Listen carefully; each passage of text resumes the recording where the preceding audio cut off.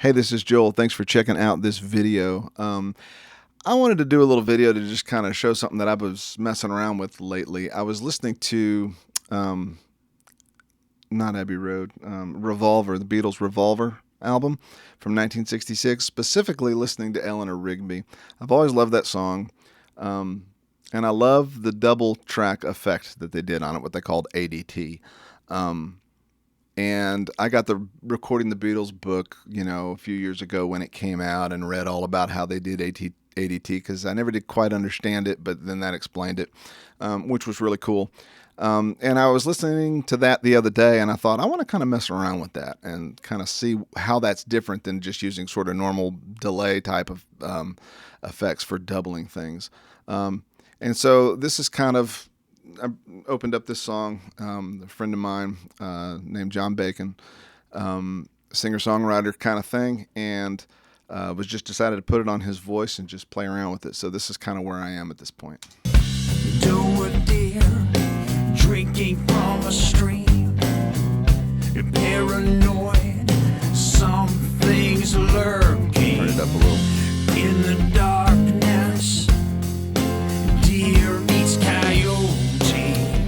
In the darkness, deer meets coyote.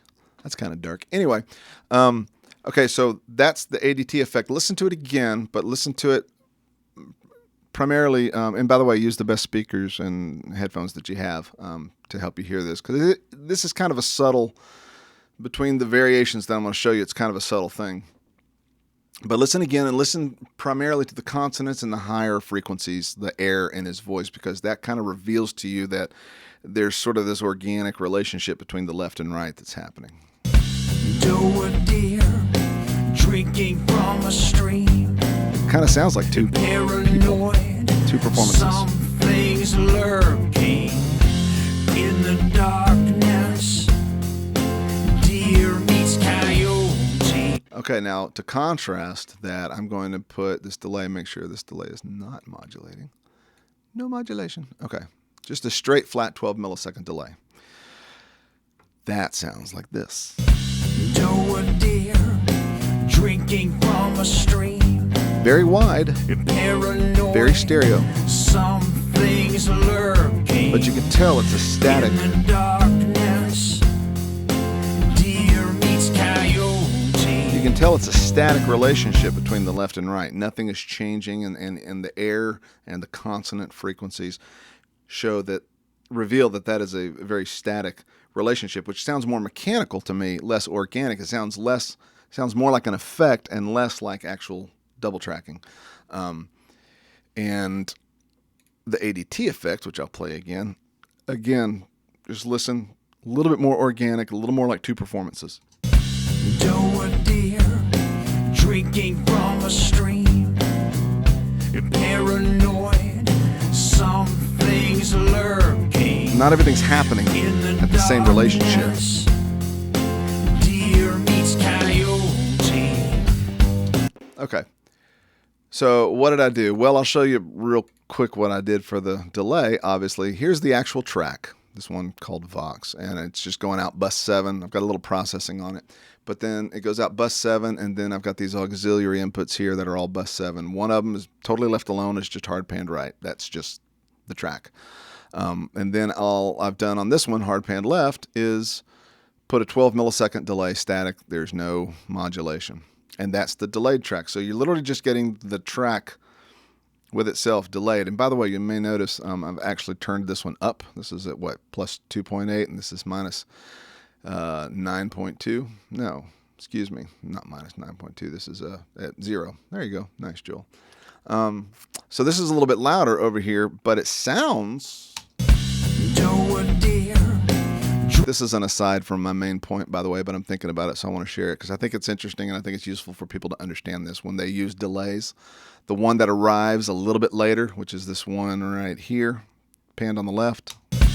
Do a deer drinking from a stream. For it to sound just as loud as the other, as the dry track, if you will. it has to be brought up just a little bit more, because your ear, whichever one arrives at your ear first when the sound is delayed and it's really close, like 12 milliseconds apart, whichever one hits your ear first will feel louder. It's not actually louder, but it'll feel louder. So like I say, that's not the point of this video, but there, I've said it. Hopefully that's useful to you. So I've turned up the delay a little bit so that its volume is competing now with the timing that your ear is, that's pulling your ear to the right. So anyway, the static relationship, Drinking from a stream. just the delay, nothing else. Now, what did I do to the ADT track? Well, for one thing, the delay is modulating. It's modulating 100%, which, if I understand correctly, and I haven't read a manual, I'm not honestly a big manual guy, but I believe that means that it's going between 12 milliseconds and 100%, which would be 24 milliseconds, 12 more milliseconds, 100% added on to that. I'm not sure that that's right, but in any way, it's, that's as deep as it goes. And it's modulating at a rate of half a second, basically. So it's kind of sweeping around, and that's creating the time variance between the two. I could do that with this one as well, obviously, but it would have the exact same frequency response as the original. So even though the timing seems different, it would be less noticeable it would be less believable still as a double without doing something to it. So let's do something to it. What I've done here is I've used a saturation knob, a saturation effect plugin. It's a free plugin I found. You can Google it. It's really cool. I actually use it a bunch, actually.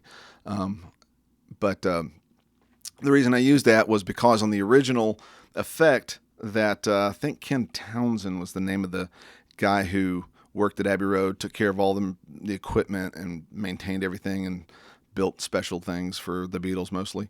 But his idea required the use of a second tape machine. So when you record, dump the track off the main tape over to another machine for the effect that you're going to be running simultaneously, you're losing a generation there. So I put some tape simulators in there and stuff, and it wasn't quite dramatic enough. I enjoyed this a little more, pushed it. It made things loud. So for that reason, I stuck another plug in and pulled the level down to compensate, and then also EQ'd it, add a little bit more crispness and a little more presence, and took off just a little bit of the bottom. And so there's a frequency response difference. There's a character difference because of the harmonic, the saturation. And then on top of that, I put a static -7 cents pitch, detuning it.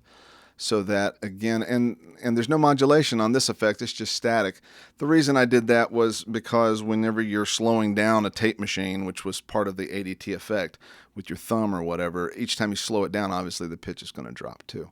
I didn't like the effect of dropping it much, but dropping it subtly like this did feel natural, and with the modulation of the delay and the saturation and EQ changes and stuff, came off sounding very much like a different performance. So again, I'll play it one more time. Doe a deer, drinking from a stream. Paranoid, something's lurking in the darkness. Versus a static delay.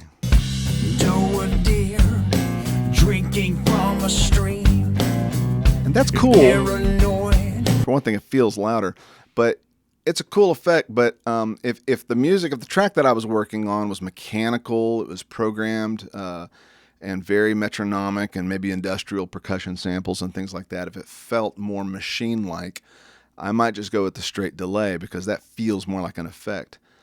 With this being organic, people playing instruments, I like the ADT effect a little bit more. So anyway, that hopefully will give you some stuff to think about. There are plugins that you can buy. I don't really know what they're called, but I know that I've seen them. I'm actually not a huge plugin guy. To be an equipment guy like I am, I'm an analog guy, but I don't really keep track of all the new things that are coming out. So sorry, I can't tell you what they are. I know they exist, though, for creating the ADT effect. But I'm one of those guys that kind of likes to create my own, put my own things in line and create my own effects. And so I'm just kind of showing you this in hopes that it'll get kind of your creative juices going. You'll come up with some new ideas and try some things. And again, I'm doing this on a vocal track. I just did that to show you. It actually sounds really cool. I was messing with it a little earlier on the electric guitar.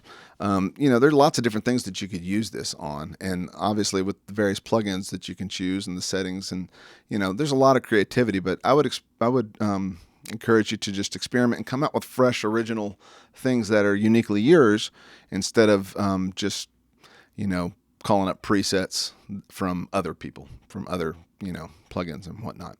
So I hope that's useful. Thanks for checking out this video. Please check out my blog if you would at joelcameron.com, and thanks for watching.